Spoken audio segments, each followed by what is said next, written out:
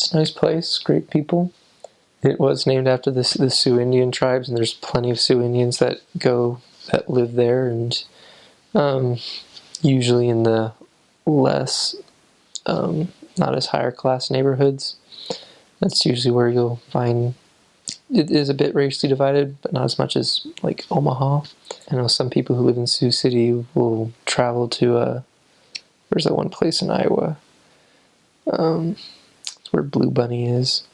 Their major factory for Blue Bunny. But most of the people that I've met and worked with in Sioux City worked at places like Tyson. There's a Tyson plant out there. Worked in the meat factory. Or agriculture around the city. Sioux City is one of the many places you can go where they claim Lewis and Clark's journey. It's like, hey, Lewis and Clark went right through here, come to our museum. So they got several museums on Lewis and Clark. Weather, it's always humid. I don't know why, but everywhere you go in Nebraska, it's always humid. Even though, Sioux City made sense. It's right on the Missouri River. But the other places in Nebraska, I don't know why, but it's always humid. And it's not like the highest for crime. I know it does happen there. There's a few areas that we definitely had to be careful around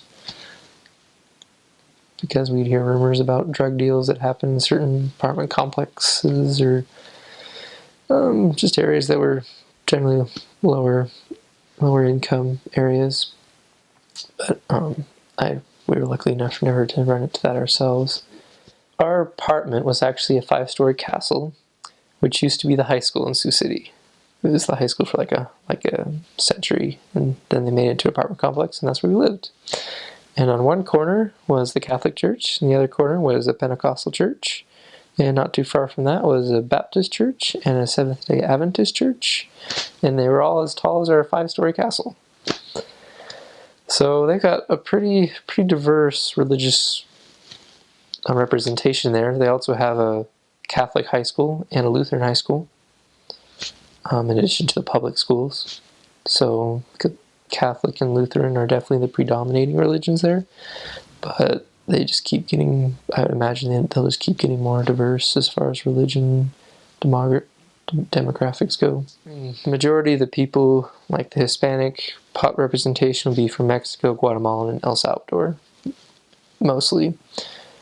And there's enough of them that there's plenty of churches that just had Spanish services.